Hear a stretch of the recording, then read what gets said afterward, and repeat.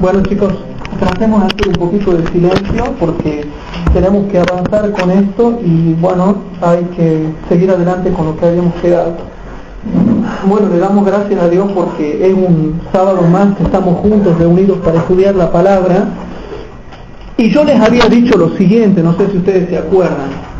Es realmente quizás un poquito aburrido estudiar todas estas cosas porque estamos poniendo el fundamento para poder ir a lo que sería la Tercera Guerra Mundial, el inicio de la Tercera Guerra Mundial y todo lo que tendría que ver con la Guerra de Medio Oriente. Repito, con la Guerra de Medio Oriente. Hay muy pocas interpretaciones que hablen de eso hoy en día y nosotros la clase pasada habíamos estado dando cierto fundamento para ver por qué nosotros interpretamos así. Y ahora repito lo que había repetido la clase pasada. ¿Qué habíamos dicho la clase pasada? Que con todas estas razones que nosotros estamos viendo, vamos a demostrar dos cosas. Dos cosas demostramos con esas razones.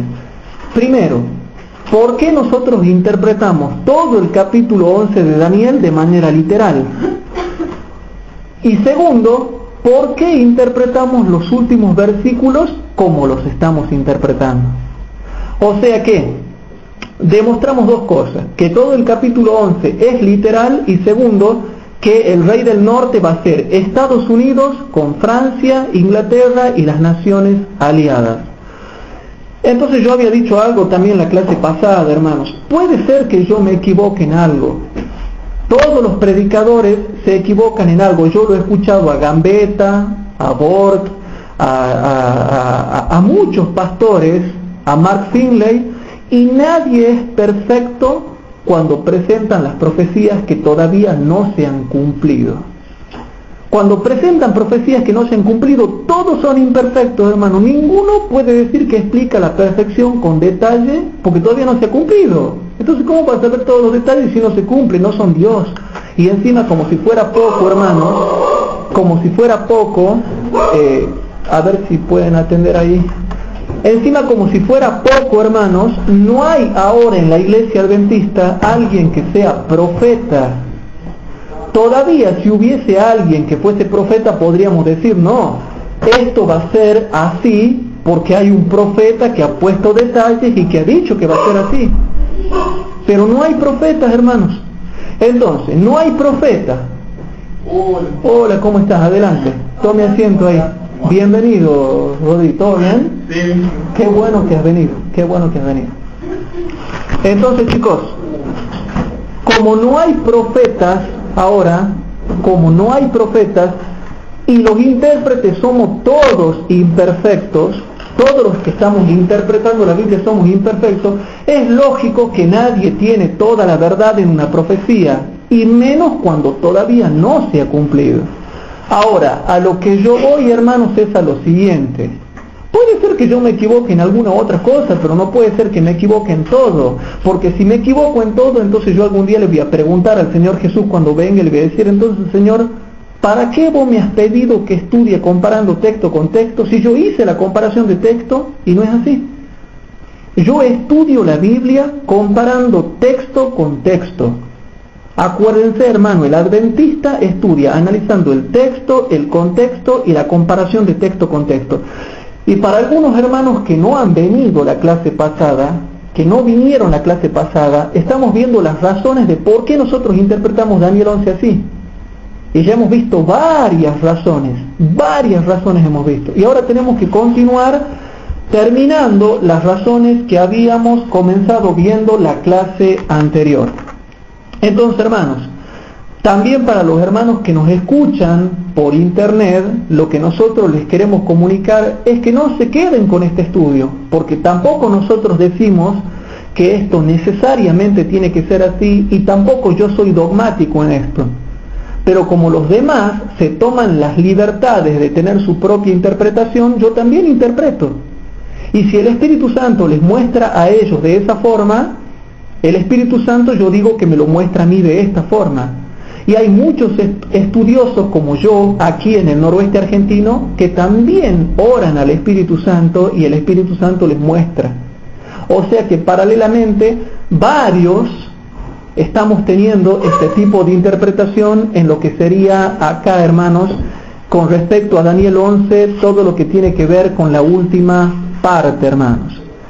Entonces, avanzando un poquito más con esto, tenemos que estar preparados para presentarle al mundo lo que sería Daniel capítulo 11. Y hermano, yo por ahí me pongo un poco triste.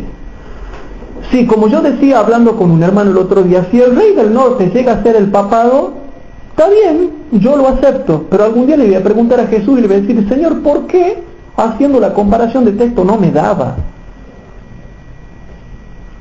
Digamos que sea porque, hermanos, yo he estado buscando información en internet y, hermanos, he sufrido mucho porque yo soy de ver mucho en internet las cosas y de leer muchos en libros también. Y me reía, a veces me enojaba, después tenía ganas de llorar con algunas interpretaciones que salían. Uno decían que el rey del norte es el papado, dicen los adventistas, ¿no? Bueno, está bien.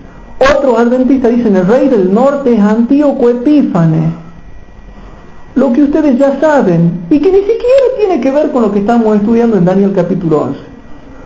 Otros dicen el rey del norte es el mundo árabe, cuando en el norte no hay nada árabe, hermanos, hay un poquito de árabe nada más, pero la mayoría del norte es Europa y Rusia. Otros dicen que el rey del norte lo ponen al revés, el rey del norte dice va a ser el mundo árabe y el rey del sur Estados Unidos. Nada que ver, hermano. Y hasta ellos, y tengo la fotocopia, ¿no? Porque he imprimido todo. Ellos dicen, bueno, nosotros interpretamos que el rey del norte es el mundo árabe. Pero qué paradójico, dicen ellos. Qué paradójico que le llamemos rey del norte, pero los árabes más que nada, generalizando, están al sur.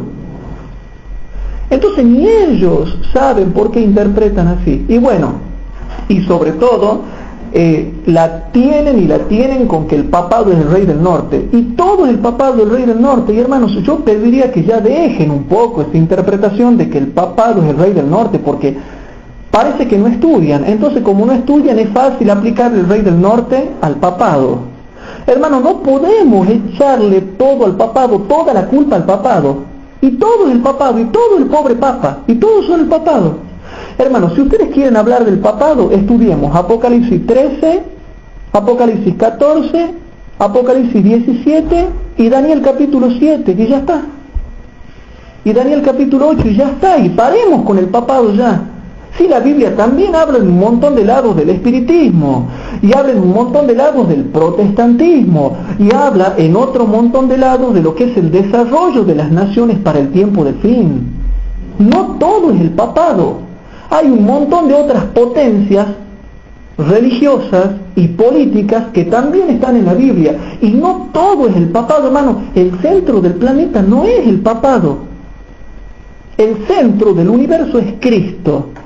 Y de Cristo, a partir de Cristo, Él te muestra un montón de verdades periféricas, de las cuales el papado es una. Pero hermano, parece que no estudian. Todo es el papado, todo lo que aparece en la Biblia es el papado. Y le echemos la culpa al papado, y todo al papa, y la tienen con el papa, y la tienen con el papa, y la tienen con el papa. Bueno, en caso de que yo me llegue a equivocar, yo voy a saber aceptar mi error. Pero para el resto de la eternidad me va a quedar una extrañeza. Y es porque, hermanos, yo haciendo una comparación de textos y siguiendo el contexto, no se podía aplicar ni al papado, ni a algo simbólico, ni que tenga que ver con la iglesia de Roma, sino a algo bélico. Y para los hermanos que no han venido la clase pasada, porque no vinieron, hemos visto varias razones y quedamos, hermanos, en la razón número, si no me equivoco, habíamos quedado en la razón número 17. 17 razones habíamos visto de por qué Daniel 11 hay que interpretarlo literal y por qué los últimos capítulos no se lo puede interpretar simbólicamente. Y habíamos dicho que el rey del norte no puede ser el papado si yo estudio comparando texto con texto. Entonces, hermanos, lo que renegábamos la clase pasada es que dicen, Desde el versículo 1 de Daniel 11 hasta el versículo 22 todo es literal. Y a partir del versículo 22 todo es simbólico. ¿Por qué? Porque en el versículo 22 se hablaba de la muerte del Mesías. Entonces todos los teólogos de hoy en día dicen, no, a partir del Mesías, del versículo 22, todo va a ser simbólico, religioso, místico, religioso. ¿Y por qué? ¿Con qué autoridad digo yo, o con qué comparación de texto digo yo, que a partir del versículo 22 todo va a ser simbólico? Les pongo un ejemplo. Yo ahora quiero aceptar que todo es simbólico. Y ustedes dicen, bueno, a ver, vamos a aceptar que todo es simbólico. Pero ¿dónde está la comparación de textos que me diga a mí una poderosa comparación de textos? Una poderosa comparación de texto con texto que yo pueda fundamentar, porque estaba bajando mucha información por internet acerca del misterioso rey del norte y decían así. Al comenzar la hojita decía así, bueno, el método de interpretación que vamos a usar es este. Hasta el versículo 22 literal. A partir del versículo 22 hasta el versículo 45 simbólico. Nada más. Y dice, y empiezan a interpretar así. Entonces yo vengo y digo, no, vamos a utilizar otro método de interpretación. Desde el versículo 1 al 22, desde el versículo 1 al 22 es todo salado. Desde el versículo 22 al 45 es todo dulce. Y ya está. O vengo y digo, desde el versículo 1 al 22 es todo chocolate. Desde el versículo 22 al 45 es todo crema de leche. Y ustedes dicen, ¿por qué? Porque ese es el método que vamos a interpretar. ¿Así se estudia la Biblia, hermanos? ¿Así se generan los métodos de interpretación? Hermanos, el único método de interpretación que Dios ha establecido es analizar texto, contexto y comparación de texto con texto, como dice Isaías capítulo 28, versículos 9, 10 y 13. No existe otro método. Cuidado cuando viene un hermano que le dice, no, porque hay que saber la exégesis, hay que saber la homilética, hay que saber la hermenéutica, hay que saber la paráfrasis. No, esos son métodos que fueron inventados por los hombres. Y si ese método no respeta el texto, el contexto y la comparación de texto con texto, automáticamente no sirve para nada. Toda homilética, toda exégesis, toda hermenéutica o toda paráfrasis que no respeta texto, contexto y comparación de texto no sirve para nada, porque los profetas bíblicos y la hermana Huay han dicho que el único método que existe es ese, comparar texto con texto y nada más, y la Biblia es su propio intérprete.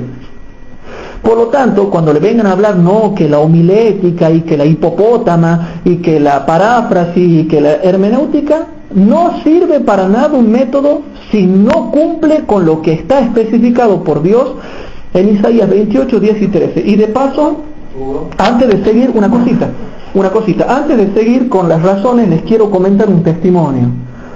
A mí me ha tocado debatir, incluso con ese hermano que me criticaba por internet, fui a visitarlo a la casa y le debatimos. Y cuando empezamos a debatir, me entra a hablar que de la homilética, que de la hermenéutica, que no sé qué, que no sé cuánto, y nosotros le sacamos muchos versículos bíblicos. Le planteamos con versículos bíblicos y él no podía responder nada. Él, con todos sus estudios teológicos, con toda su hermenéutica, con toda su homilética, no me podía responder nada. Y yo sí le podía responder a él todo. Hasta tal punto que se enojó en un momento y me dice, no, yo no quiero debatir contigo porque yo sé que vos estás preparado para debatir. Yo ya sé lo que vos me vas a decir y bueno, yo ya sé que vos estás preparado. Y bueno, pero si él no está preparado para defender su verdad y no está preparado para debatir, es porque es un cobarde. Todo hermano que no está dispuesto a debatir con uno es cobarde. Si vos le presentás a un hermano un debate y él no te quiere debatir es porque es un cobarde. Entonces, hermano, es más fácil criticar al predicador que aceptar el mensaje que predican. Y lo mismo hacen con el pobre Gambetta. El pobre pastor Gambetta es un excelente predicador. No estoy de acuerdo con todo lo que él enseña, pero en lo básico, en lo que es la doctrina adventista, es correcto. ¿Quién va a negar eso, hermanos?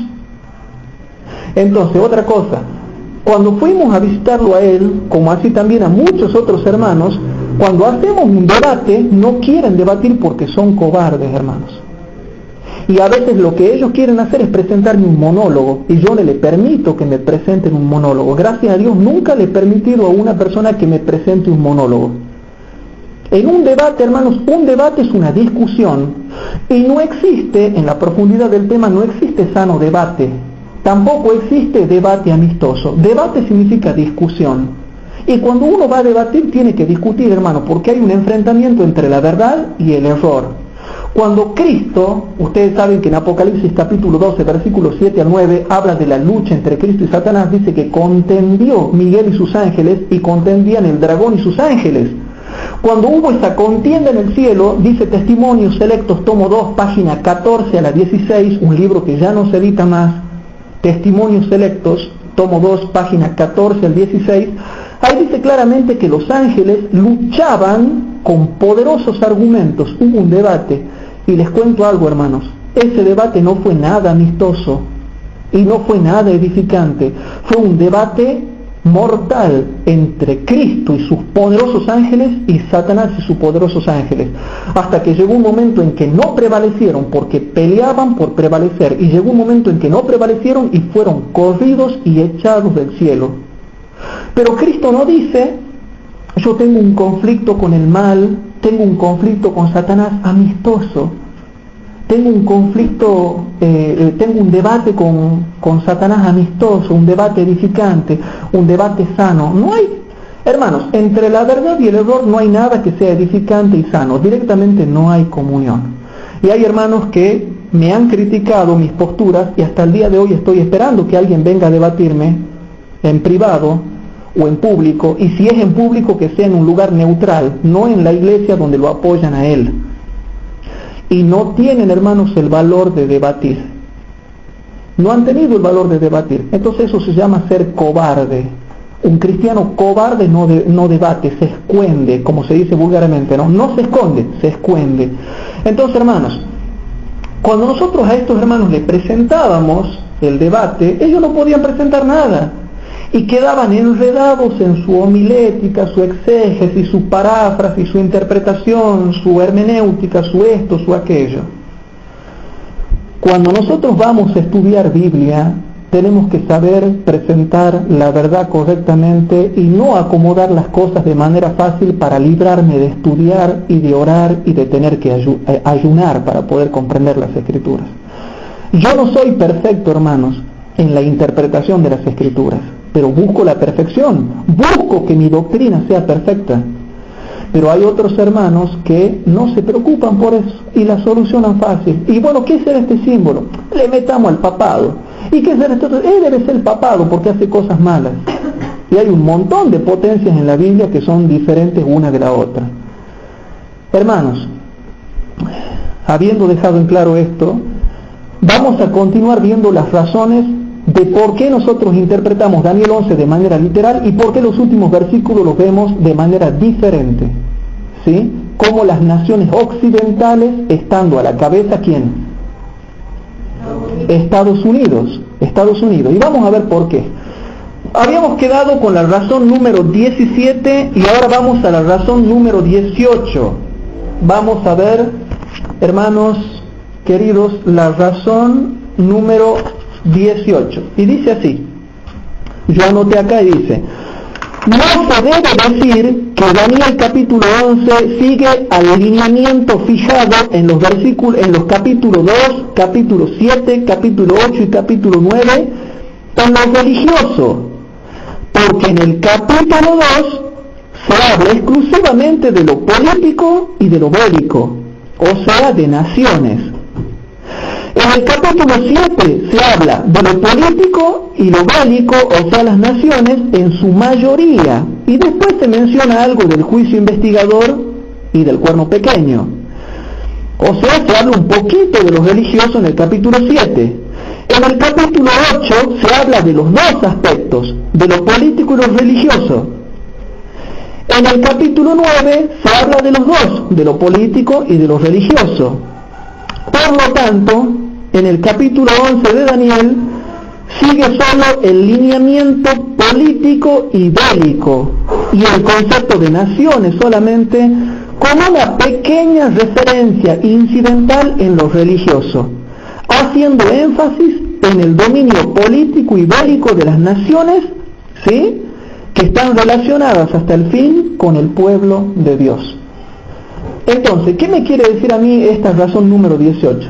Hay mucha gente que dice, no, pero escúchame, si el capítulo 7 habla del papado y el capítulo 8 habla del papado, entonces Daniel 11 tiene que seguir el mismo lineamiento. No, porque ya lo acabamos de demostrar. El capítulo 1 no habla de los religiosos.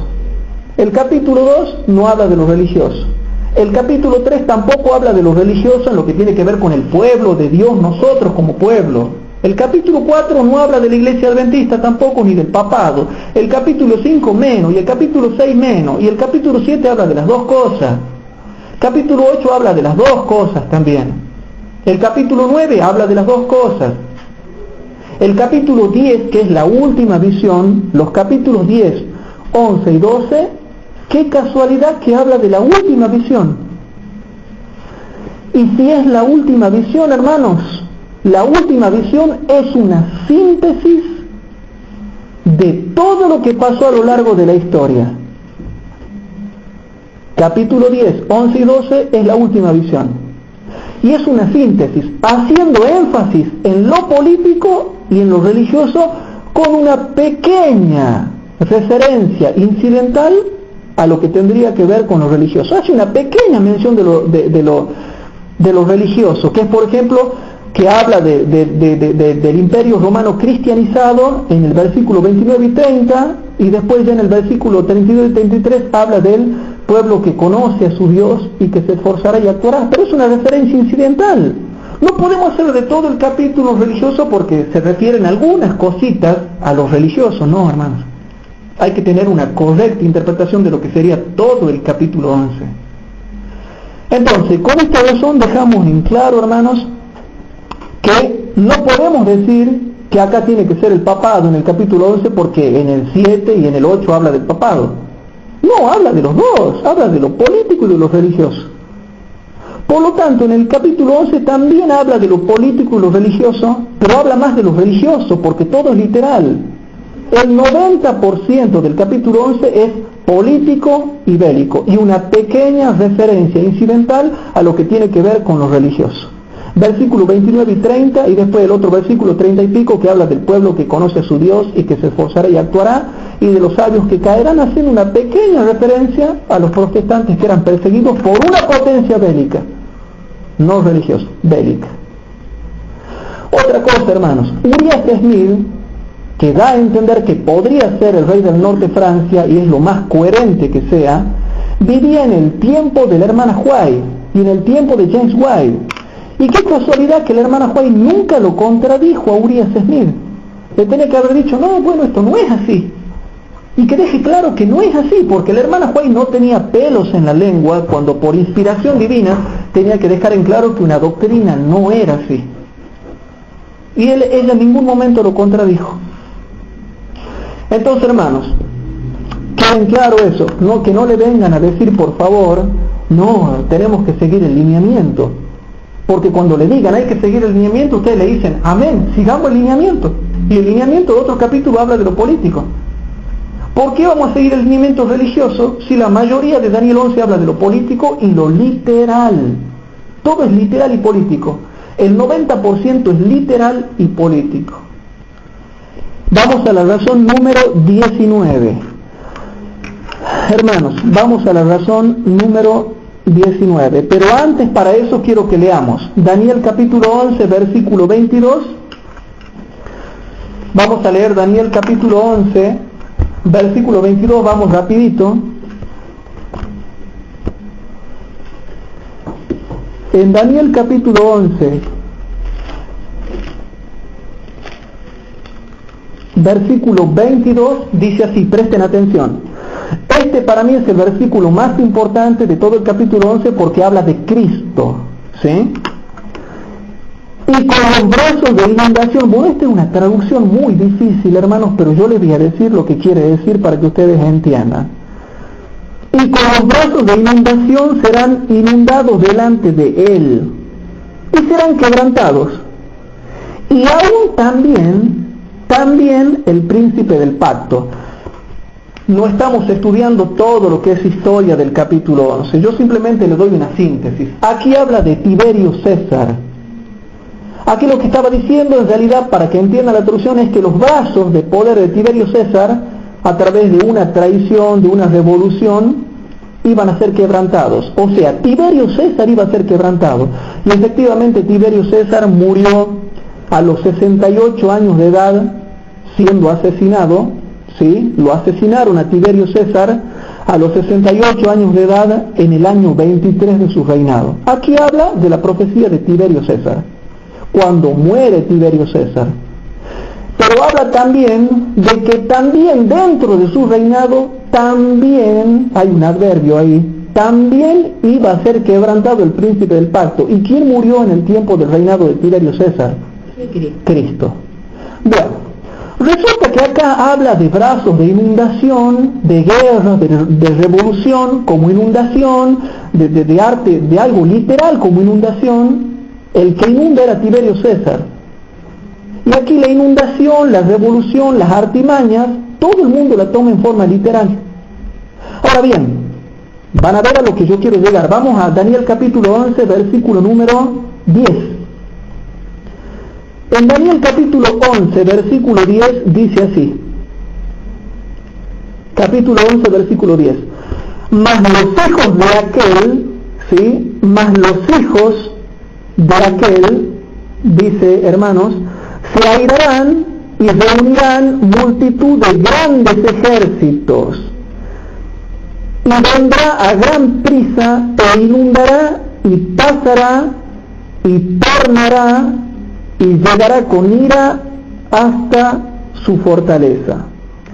Bueno, aquí habla también de mucha historia y habla efectivamente de Antíoco III el Grande, uno de los reinos de los reyes seleucidas. Habla de todo lo que iba a hacer Antíoco III el Grande. Ustedes saben que el rey del norte para ese tiempo todavía era el reino de Seleucia y el reino del sur era Ptolemaida. En el reino del norte estaban todo lo que eran los seleucidas, y todos esos reyes siempre se llamaban Seleuco o Antíoco, Seleuco o Antíoco, Seleuco o Antíoco. Y los reyes del sur eran Ptolemaida, el reino de Ptolemaida, donde reinaban los Ptolomeos, específicamente en Egipto. Y se llamaban Ptolomeo I, Ptolomeo Filopator, Ptolomeo así o así se llamaban, no sé si me explico. Bueno, aquí habla de Antíoco III el Grande y todo lo que iba a hacer. Y saben ustedes, hermanos, que toda la teología universal toma el versículo 10 y el versículo 22 cuando habla de guerras, de ejércitos, de inundación, en forma literal. Fíjense lo que dice el versículo 10. Mas los hijos de aquel se airarán y reunirán multitud de grandes ejércitos. Noten, grandes ejércitos. Y vendrá a gran prisa, y noten hermanos, e inundará y pasará, y tornará y llegará con ira hasta su fortaleza. Grandes ejércitos, inundará, pasará, tornará y llegará con ira. Todas las teologías del mundo lo toman en manera literal como guerras y como que inundó con guerras. Todas las teologías lo interpretan literalmente. Y ahora, ¿por qué el versículo 40 ya no? Vamos al versículo 40. Daniel capítulo 11, versículo 40.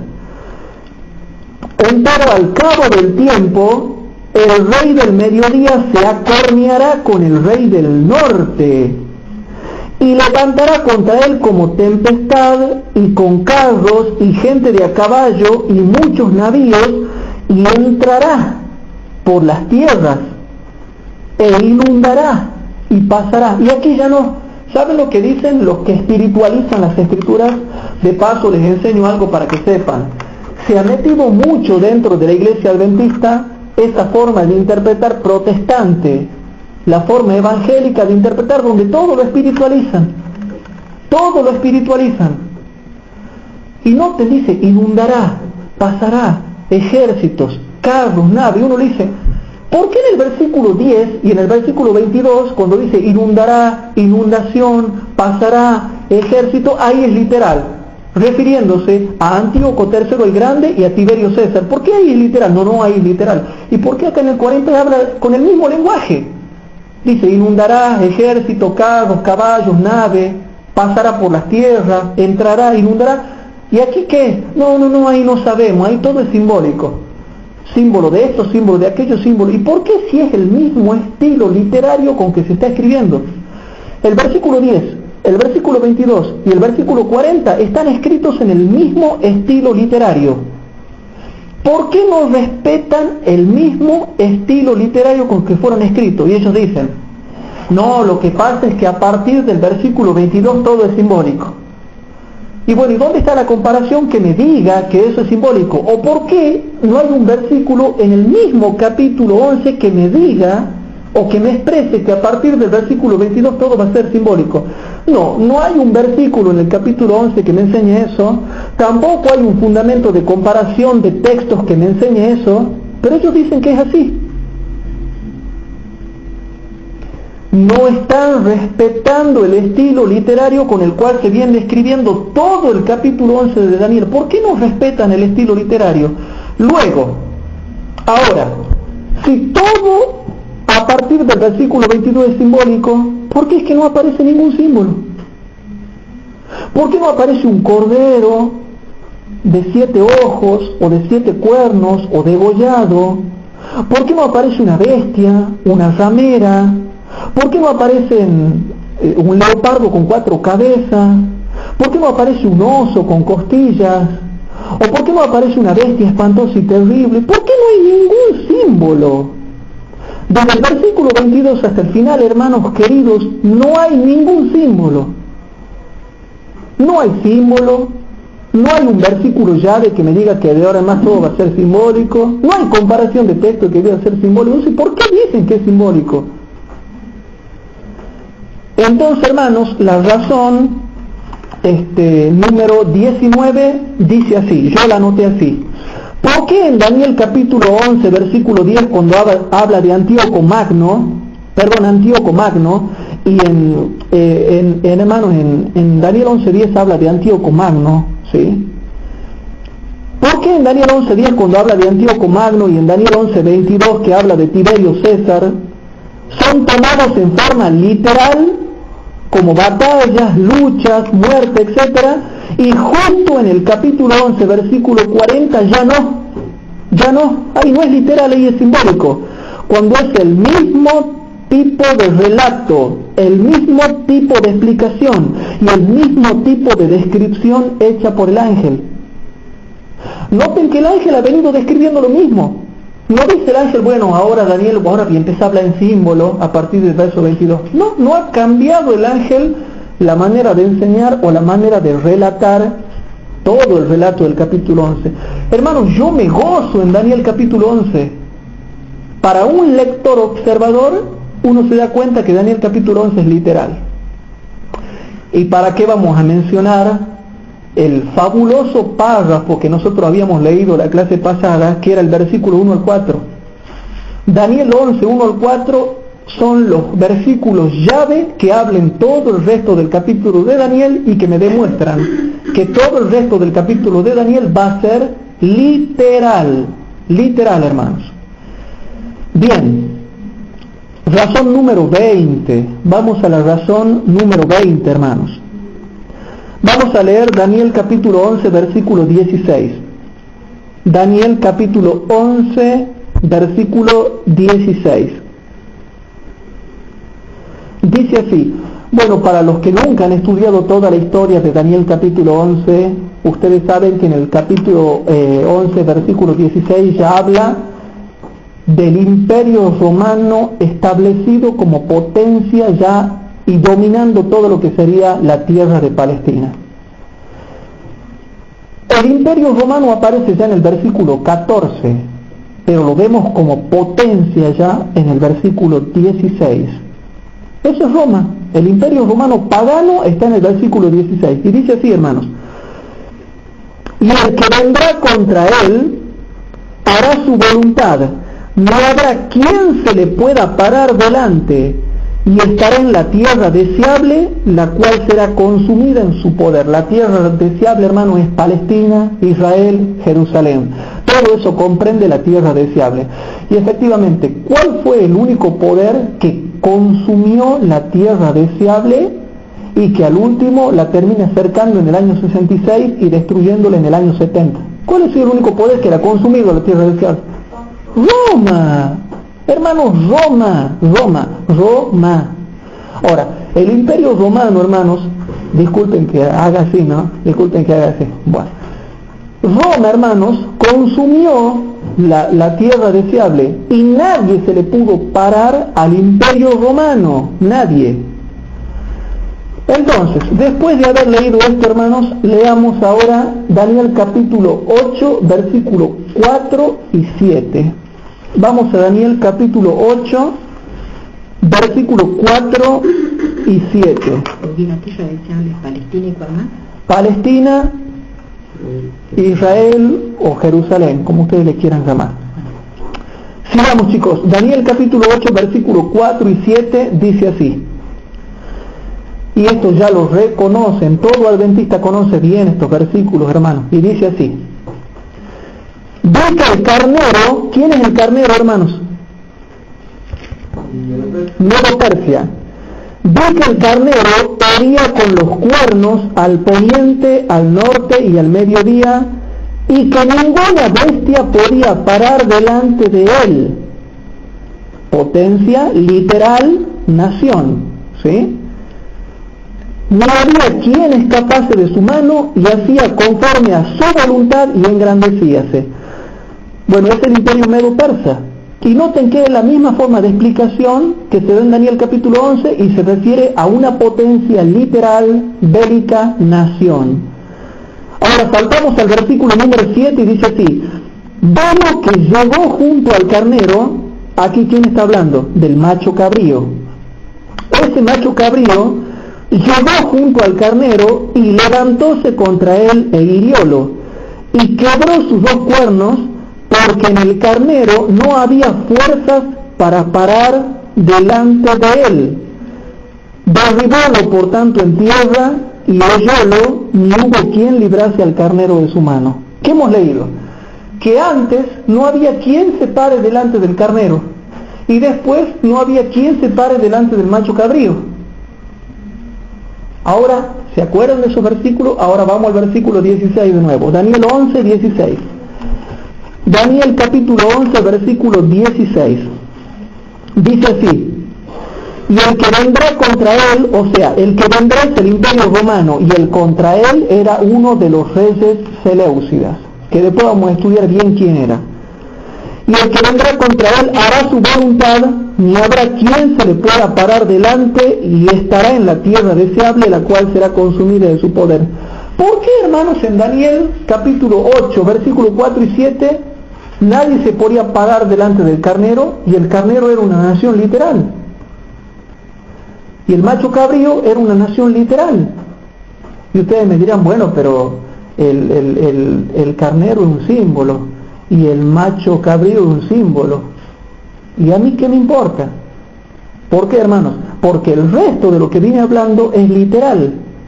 Y la expresión con la cual se habla es literal.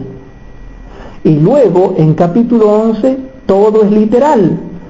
Y la forma en que explica es el mismo estilo literario con que se escribe. En Daniel capítulo 8 se me dice, aparece un símbolo.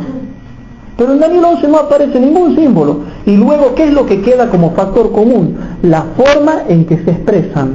Y ahora noten lo que yo les voy a leer en la razón número 20. ¿No? Sí. Aparte también, mira lo que dice en el versículo 20 del capítulo 8, en cuanto al carnero que viste, que tenía dos cuernos, estos son los reyes del medio de Persia. ¿Usted te explica quiénes son? Y lo deja claro quiénes son. Lo deja claro quiénes son. Puede haber dicho en el capítulo 11 que es el papado, ¿no? Exactamente. Entonces, hermanos, yo puse así. Daniel 11, 16 se parece, hermanos, se parece a Daniel capítulo 8, versículo 4 y 7. Sin embargo, no son iguales, hermanos. No son iguales. Se refieren a cosas distintas. Entonces, uno se refiere al imperio romano y el otro se refiere al imperio griego. No sé si pueden cerrar un poquito la puerta ahí. Vuelvo a leer, hermanos, por el ruido, así escuchemos todos. Daniel 11:16 se parece a Daniel 8, versículos 4 y 7. Sin embargo, no son iguales. Se refieren a cosas distintas. Uno se refiere al imperio romano, que es Daniel 11:16, y el otro se refiere al imperio griego y al imperio persa. Por lo tanto, debo tener cuidado al hacer comparación de texto con texto. ¿Por qué escribo esto, hermanos? Porque algunos hacen esto y dicen así. No, dice Daniel 11, versículo 36 hasta el 45 se refiere al papado. Apocalipsis, capítulo 13, versículo 1 al 13 se refiere al papado. Y dicen así, ¿cuál es el otro? Segunda de Tesalonicenses, capítulo 1, versículo 1 al 10, se refiere al papado. Estas son las tres comparaciones de textos que hacen ellos para referirse al papado. Eso es lo único que comparten ellos. Eso es todo el fundamento que hay para decir que el rey del norte se refiere al papado. ¿Por qué? Porque si ustedes se ponen a ver bien, los versículos estos se parecen a estos. Porque han visto que son parecidos, se parecen, pero no son iguales. ¿Por qué? Porque en Daniel 11:36 dice que se exaltaría sobre todo Dios. Y dicen, ¿ve? ¿Y qué dice segunda de Tesalonicenses capítulo 2? El cual se sienta en el templo de Dios y se exalta por sobre todo lo que es Dios o es objeto de culto. ¿Se acuerdan de eso, hermanos?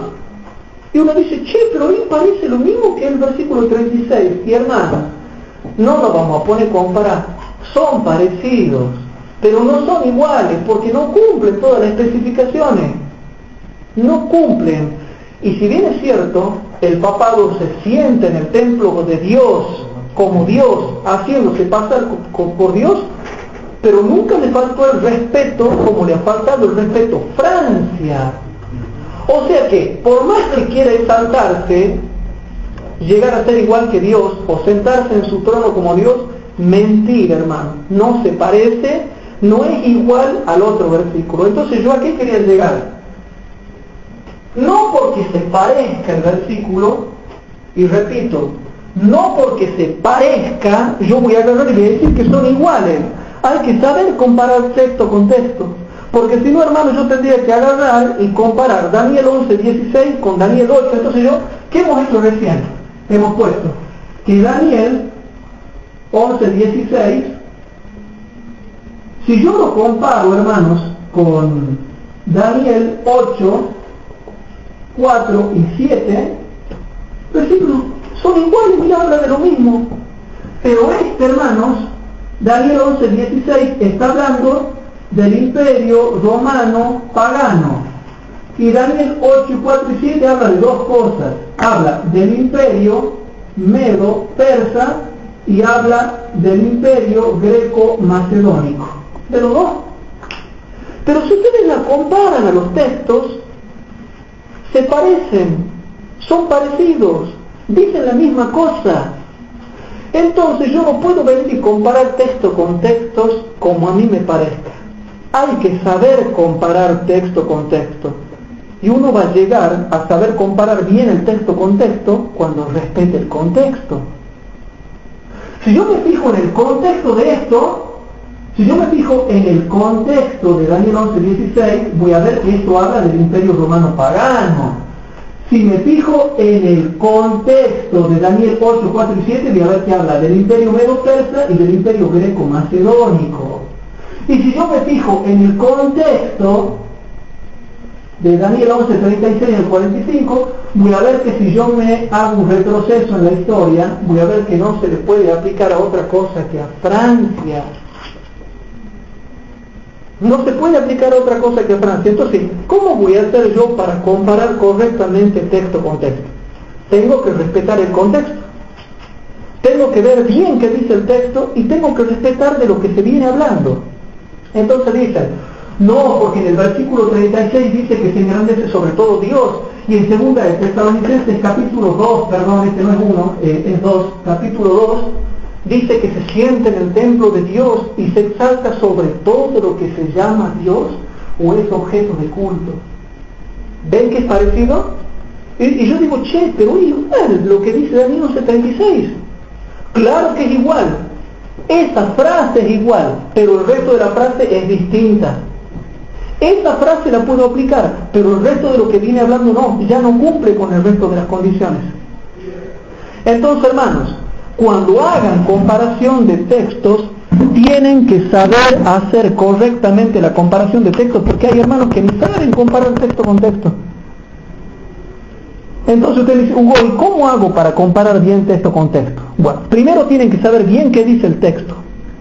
Después lean 10.000 veces el contexto hasta que le quede claro de qué viene hablando y de qué va a seguir hablando. Y recién van a poder hacer correctamente la comparación de texto con texto. Hermanos, Daniel, entonces la razón número 20 dice así. La razón número 20, habíamos dicho recién nosotros. Daniel 11:16 se parece a Daniel 8, 4 y 7. Sin embargo, no son iguales. Se refieren a cosas distintas. Uno se refiere al imperio romano y el otro al imperio griego. Por tanto, debemos tener cuidado al hacer comparación de texto. ¿Y por qué yo les envío este mensaje? Porque dicen, mirá, se refiere al papado. ¿Usted no ve que en 2 de Tesalonicenses 2 dice que se exalta? Bueno, esa frase, pero el resto no. Razón número 21, hermanos. Para explicar la razón número 21 vamos a leer Daniel capítulo 11, versículos 3 y 4. Vamos a Daniel capítulo 11, versículo 3 y 4. Vamos a ver Daniel capítulo 11, versículo 3 y 4, dice así. Presten atención, hermanos. Levantaráse luego un rey valiente. Hermano, aquí rey ¿es símbolo de algo? ¿Puedo decir yo quién es este rey que aparece acá? Alejandro Magno. Y yo puedo decir, este rey es símbolo de Alejandro Magno. No, porque Alejandro Magno era un rey y tenía un reino. ¿Símbolo de qué va a ser? De nada. Entonces, hermanos, levantaráse luego un rey valiente, el cual se enseñoreará sobre gran dominio. Ustedes saben que su reino llegó hasta la India. Y hará su voluntad. Noten esa frase, hará su voluntad. Versículo 4. Pero cuando estará enseñoreando, será quebrantado su reino. ¿Ven que este rey tenía un reino? ¿Era un rey con reino? Bien. Y será repartido a los 4 vientos del cielo, que son los 4 puntos cardinales, y no a sus descendientes, ni según el señorío con que él se enseñoreó, porque su reino será arrancado y para otros fuera de aquellos. Ustedes saben de que bien murió Alejandro Magno, automáticamente sus 4 generales comenzaron a combatir por el reino: Seleuco, Casandro, Lisímaco y Ptolomeo. Por un tiempo, hermanos, ustedes saben de que Alejandro Magno tenía un hermano que era retardado mental y por lo tanto no podía gobernar. Y tuvo un hijo, Alejandro Magno, que le nació después de que él murió, porque él se había casado con una esposa pagana también, y ese hijo le nació a Alejandro Magno cuando él murió, pero después lo terminaron matando al hijo y al hermano. Y al final ese reino de él no fue ni para sus descendientes, porque su reino fue para otros fuera de ellos, que fueron los 4 generales que se repartieron, hermanos, el reino. Y de paso les aclaro algo que no les había aclarado a ustedes, porque no es el tema ponerse a explicar eso, pero más o menos les explico. Ustedes saben de que tenemos los 4 puntos cardinales, ¿sí? Norte, sur, este y oeste. se tomaba, hermanos, al rey del norte y al rey del sur, teniendo en cuenta que ¿quién estaba en el centro? La tierra de Palestina. La tierra de Palestina era el sándwich, hermanos. Y resulta, hermanos, que cuando muere Alejandro, entonces, hermanos, el norte lo recibe Lisímaco. El sur, hermanos, lo recibe Ptolomeo. El este lo recibe Seleuco. Y, hermanos, el oeste lo recibe ¿quién? Casandro. Pero, hermanos, Seleuco va a terminar dominando el norte. Hay toda una historia, lo corren a Lisímaco, lo tachan. Y dice Seleuco, yo me apropio de todo lo que es el norte y el este. Entonces Seleuco pasa a estar acá. Eso es historia, ¿no? Y Ptolomeo, después es toda una historia. El caso es que Casandro desaparece de la historia y queda el rey del sur con Ptolomeo dominando esta parte también. O sea que en realidad estos dos quedan tachados. Y lo que van a quedar son Seleuco en el norte y Ptolomeo en el sur. Y de ahí se forma el famoso reino de Seleucia al norte y de Ptolemaida al sur. Y de ahí en más, eso van a ser lo que va a importar para todo el resto de la historia. Rey del norte, los Seleucidas; rey del sur, los Ptolomeos, hasta el versículo 15. Después del versículo en adelante, ya el rey del norte es Roma. Y el rey del sur va a ser Egipto con los países musulmanes o árabes. Pero básicamente eso es lo que ustedes tienen que saber para que más o menos tengan una idea. Después ustedes pueden ir y ver en la historia ya todo lo que tiene que ver con cómo se repartieron y todo lo que fue, digamos, los entretelones políticos y bélicos de cómo fueron dominando esos reyes el norte y lo que sería también el sur. Entonces, hermanos, nosotros hemos leído en el versículo 4, Daniel 11:4, dice: pero cuando él estará enseñoreando, será quebrantado su reino. Vemos que un rey tiene reino, y repartido por los 4 vientos del cielo, y no a sus descendientes, o sea, no a su hijo que le nació después de su muerte, ni a su hermano que tenía retraso mental, ni según el señorío con que él se enseñoreó, porque su reino será arrancado, y para otros, sus 4 generales, para otros fuera de aquellos. Entonces, hermanos, estamos fundamentando estas cosas. Ahora vamos a ver, hermanos, Daniel capítulo 11, versículo 36. Leemos ahora Daniel capítulo 11, versículo 36. En Daniel capítulo 11, versículo 36 dice así: y el rey hará su voluntad, y se ensoberbecerá, y se engrandecerá sobre todo Dios, y contra el Dios de los dioses hablará maravillas, y será prosperado hasta que sea consumada la ira, porque hecha está determinación. Bien, chicos, bien. Ahora vamos a leer Daniel 11, 16. Daniel capítulo 11, versículo 16. Y el que vendrá contra él hará su voluntad, noten, su voluntad, ni habrá quien se le pueda parar delante de él, y entrará en la tierra deseable, la cual será consumida de su poder. Ahora, vamos a Daniel capítulo 11, versículo 3 de nuevo. Daniel 11, 3. Levantaráse luego un rey valiente, el cual se enseñoreará sobre gran dominio, y hará ¿qué cosa? Hará su voluntad de nuevo. Disculpen, hermanos, que los canse, disculpen que los canse. Para ustedes es cansador, pero después no se van a arrepentir. Es bueno caer en la redundancia.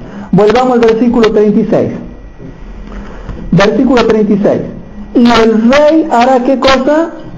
Hará su voluntad, y se ensoberbecerá, y se engrandecerá, etcétera, etcétera, etcétera. Entonces, la razón número 21 dice así, hermanos: porque en Daniel capítulo 11, versículos 3 y 4, hacen su voluntad reinos o naciones políticas literales, no religiosas.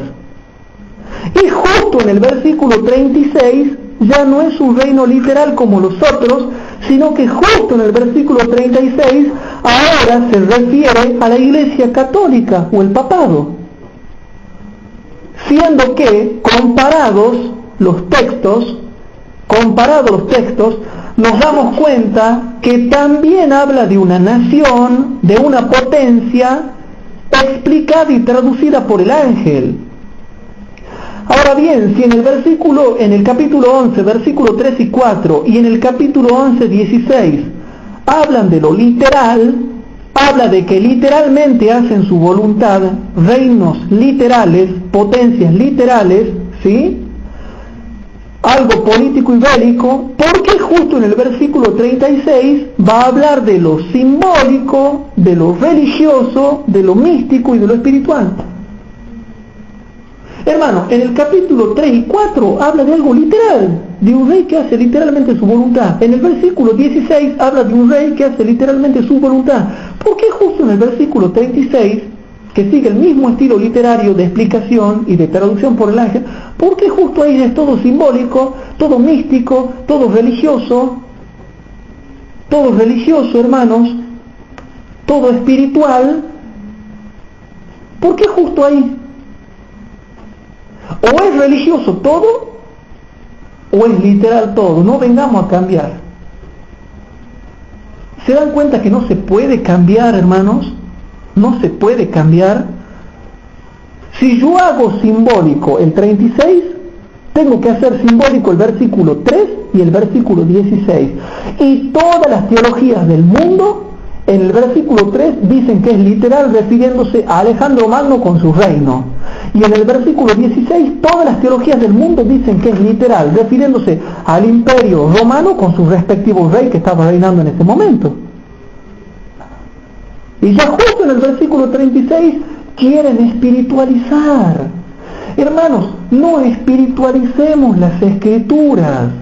¿Por qué la gente quiere espiritualizar las Escrituras?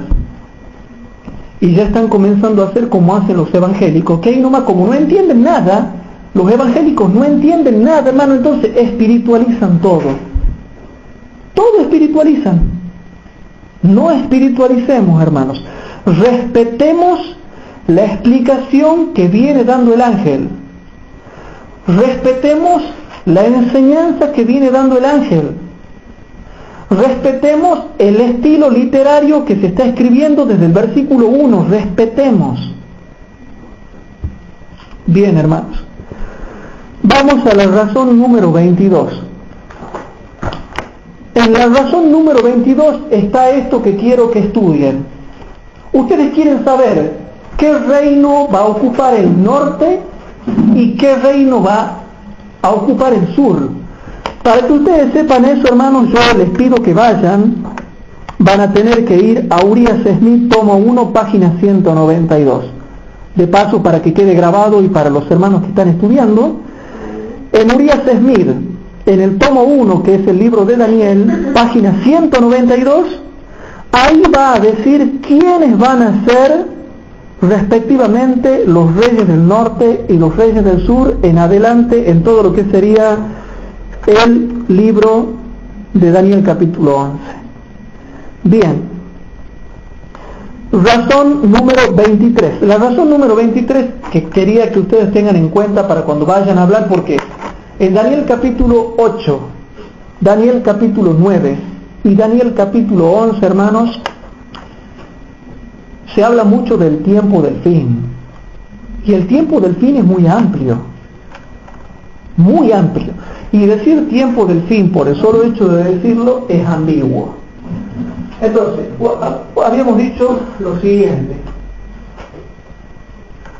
Hermanos, ¿cuándo es el tiempo del fin?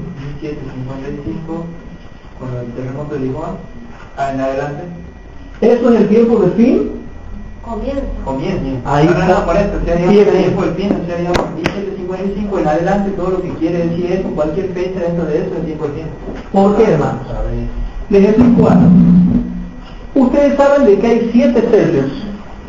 Y los 7 sellos hablan de historia. Y gracias a Dios les doy una buena noticia. Por fin vamos a poder estudiar Apocalipsis, lo que no podíamos estudiar antes, que yo nunca les pude dar lo que eran, ¿se acuerdan? Las 7 iglesias, los 7 sellos y las 7 trompetas. Algo que nunca pude enseñar, porque eso hay que enseñar con Pizarro. Ya por fin ya no me puedo escapar, ya vamos a estudiar todo eso. Todo eso vamos a estudiar bien. Ustedes saben que hay 7 sellos, y los 7 sellos hablan de historia. Los 7 sellos son la historia de la humanidad. Y el 6º sello es el último sello que habla de la historia del mundo. Y el 7º sello, ¿qué es ya? La venida de Cristo. El 6º sello, hermanos, el 6º sello se abre en el año 1755 con el terremoto de Lisboa. Ahí se abre, hermanos, es la apertura del 6º sello y comienza a dar la primera señal, que era el terremoto de Lisboa. La segunda señal, ¿cuál era la segunda señal, hermanos? El oscurecimiento, el día oscuro, la caída el día oscuro. En el año 1755, hermanos, el otro era, en el año 1833 fue la caída de estrellas. El sol en 1780. Bien ahí, bien aquí a la concordancia de Gómez. Bien ahí, hermano. Está bien, no, muy bien. En el año 1833, ¿qué pasa, hermanos? Se da la tercera señal, que era la caída de estrellas. La tercera señal. Y la segunda señal se da en el año 1780, que fue ¿qué cosa? El oscurecimiento del sol, que sería la segunda señal grande, hermanos. Primera señal, segunda señal, tercera señal. Ahora, fíjense bien en algo, hermanos. El 6º sello se abre en el año 1755, por tanto acá, hermanos, es el comienzo del tiempo del fin. Entonces vienen algunos y dicen, no, el tiempo del fin es en el año 1798, dicen ellos. Y yo te voy a demostrar, dice, mira, yo te demuestro algo.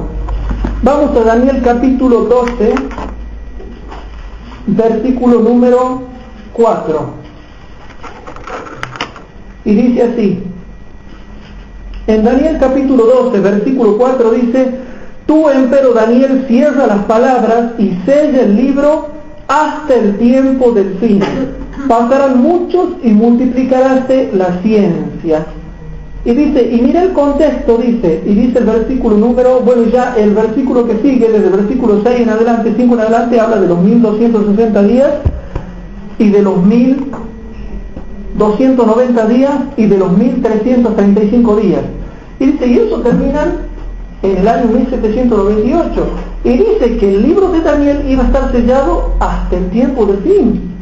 Y el contexto te habla de los 1260 y de los 1290 que terminan en el 1798, ¿se acuerdan?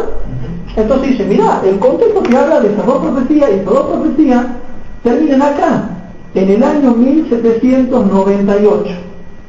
Y yo le digo, pero también habla de los 1335, y los 1335 ¿cuándo terminan? 1844. Terminen los dos. Hay dos fechas, hermanos.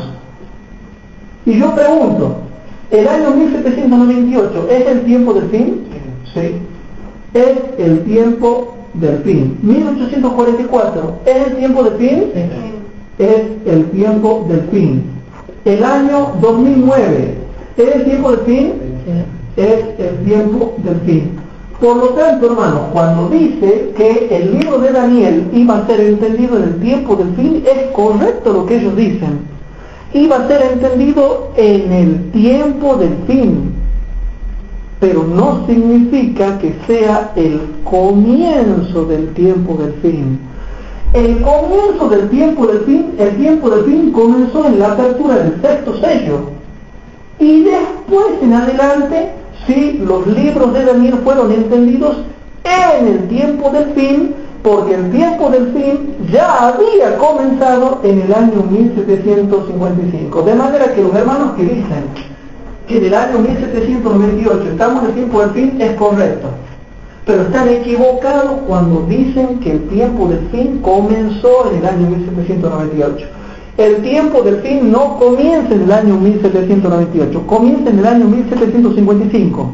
Y otra razón que demuestra de que iban a comenzar en el año 1755, cuando hablamos con propiedad de lo que es el tiempo del fin, es porque aquí se dieron las últimas 3 señales del tiempo del fin, con la cual se da apertura al sexto sello, para que queden claros que ya vamos a estar en el tiempo del fin. ¿Por qué ustedes saben de que estamos en el tiempo del fin? Porque ya Cristo ha dado 3 poderosas señales: la primera, la segunda y la tercera. Con esas 3 señales quedó demostrado de que ya el tiempo del fin había comenzado, y que desde aquí en adelante, hermanos, todo es tiempo del fin. Por eso cuando ellos dicen que en el 1798 es el tiempo del fin, es correcto, estamos en el tiempo del fin, pero no ha comenzado ahí. Ha comenzado con la apertura del sexto sello. Entonces eso es otra cosa para que entiendan también. Bueno, hermanos, y la razón número 24. Hermanos, ¿hay alguna pregunta hasta acá que quieran hacer? ¿Ninguna pregunta que quieran hacer? ¿Todo bien, Emilio? Lo veía que se estaba riendo ahí, no sé. ¿Hay alguna pregunta que quiera hacer? No lo estén molestando ahí a los chicos, ¿no? Bueno, entonces, vamos a la razón número 24. La razón número 24 dice así, hermanos. Debemos siempre tener en cuenta que las regiones que dominaron estos reyes, o sea, el rey del norte y el rey del sur, variaron con el tiempo, como así también las potencias que los gobernaron. Por lo tanto, es correcto pensar que para el tiempo del fin habrá una nueva ocupación geográfica y una nueva potencia que sea respectivamente el rey del norte y el rey del sur. ¿Por qué le digo esto, hermano? Porque he estado leyendo mucho en internet y bajando material de internet donde todavía quieren aplicar, hermanos, el rey del norte a la zona de Seleucia. ¿Y podemos nosotros aplicar el rey del norte a la zona de Seleucia? No, hermanos, porque hasta el versículo, hermanos, desde el versículo 1 al 4 eran Medo, Persia y Grecia. Desde el versículo 4 al 15 el rey del norte eran los Seleucidas. Desde el versículo 15 hasta el 28, hermanos, era la Roma pagana el rey del norte. Del versículo 29 al 31 es la Roma cristianizada el rey del norte, que no necesariamente es lo mismo que decir el papado. Ojo, no, una cosa es decir imperio romano cristianizado y otra cosa es decir el papado, no necesariamente. Y desde el versículo 31 hasta el 39 el rey del norte es Francia, y desde el versículo 40 al 45 el rey del norte ya es Francia, Estados Unidos, Inglaterra, las naciones aliadas, porque ya la geografía y las relaciones políticas del mundo han cambiado gracias a la tecnología. Entonces, ¿qué otro principio de interpretación tenemos que dar cuenta? Y Hugo, ¿por qué vos interpretas así? ¿No había sacado vos ese método de interpretación? Todo el contexto me lo permite, porque todo el contexto me viene hablando de que vienen cambiando los reyes que gobernaban el norte y que gobernaban el sur. Y todo el contexto me viene diciendo que también variaba el área geográfica en la cual gobernaban. Entonces es correcto pensar así. Por lo tanto, a medida que vayamos avanzando en las próximas clases, vamos a ver quién va a ser el rey del norte y quién va a ser el rey del sur. Otra cosa que yo reniego mucho, hermanos, es que no se respeta el punto cardinal norte y el punto cardinal sur. El norte nosotros vamos a tomar como dos cosas, como lo que está al norte de Ecuador o al norte de Palestina, y al sur, lo que está al sur del Ecuador o al sur de Palestina. Es básicamente lo mismo, hermanos. Pero hay gente que no respeta. Dice del norte, el rey del norte, y resulta que vienen los intérpretes y lo ponen a todos los países que están debajo del Ecuador y abajo de Palestina. Entonces, ¿para qué dice norte? ¿Para qué dice sur? Está al revés. Y cambian todo al revés. ¿Y cómo será que estaba leyendo una interpretación que dice el otro día, el rey del sur es Estados Unidos? Y dicen ellos, pero la verdad, el mismo intérprete dice, pero qué casualidad, porque Estados Unidos está al norte. Bueno, no sé, dice, ¿será que es así? ¿Para qué, hermanos, el ángel, con todo respeto, no, el ángel habrá tenido que tomar vitaminas espirituales para decir rey, y nadie respeta lo que dice rey? El ángel dice norte y nadie respeta lo que es norte. El ángel dice sur y nadie respeta lo que es sur. El ángel dice ejército, no es ejército, es símbolo de otra cosa. El ángel dice tempestad, guerra, no es guerra, es otra cosa. Todo lo que ha dicho el ángel resulta que no es nada. No es nada, hermano. Yo me imagino que el ángel Gabriel, que es el que ha dado esta explicación, debe llorar cuando lo vea a los cristianos como interpretan. Yo, ¿para qué me he matado explicando? Dice, Dios me ha enviado a dar todo un semejante capítulo y nadie me hace caso. Cuando digo norte, no, es símbolo del cielo, dicen algunos. O cuando digo norte, ¿qué será? El papado. O cuando digo norte, ¿es símbolo de qué? De nada, hermano. Norte es lo que significa norte.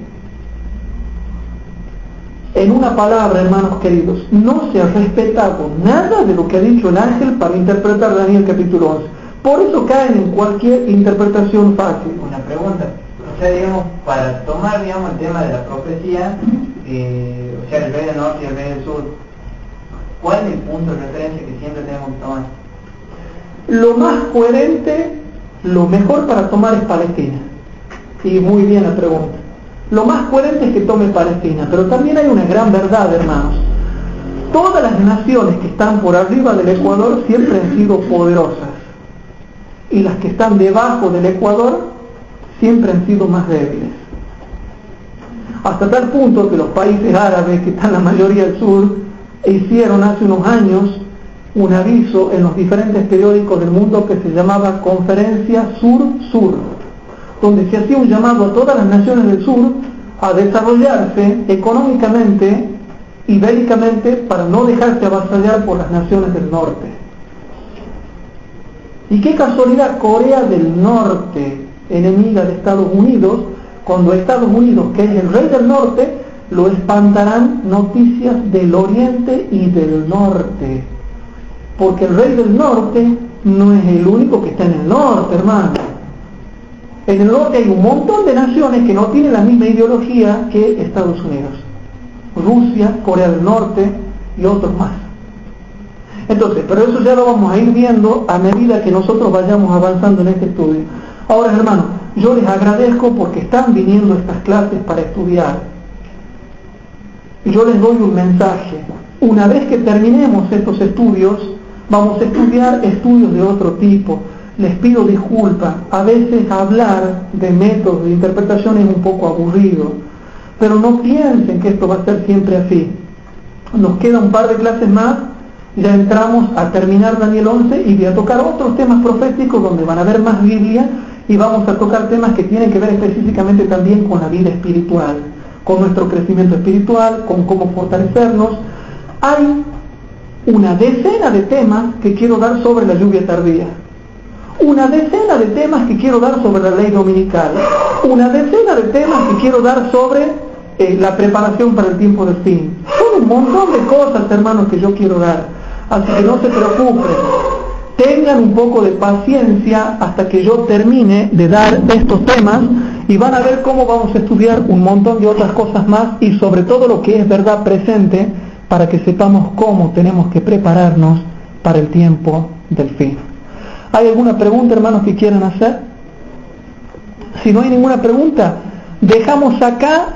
Yo les he dado ¿cuántas razones? 24. 24 razones en lo que tiene que ver con Daniel capítulo 11. Pero tengo otras razones más que les voy a dar cuando ya entremos al capítulo, a los versículos 40 al 45, que eso ya es otra cosa distinta. Así que hermanos, si no hay preguntas, dejamos acá nomás el estudio.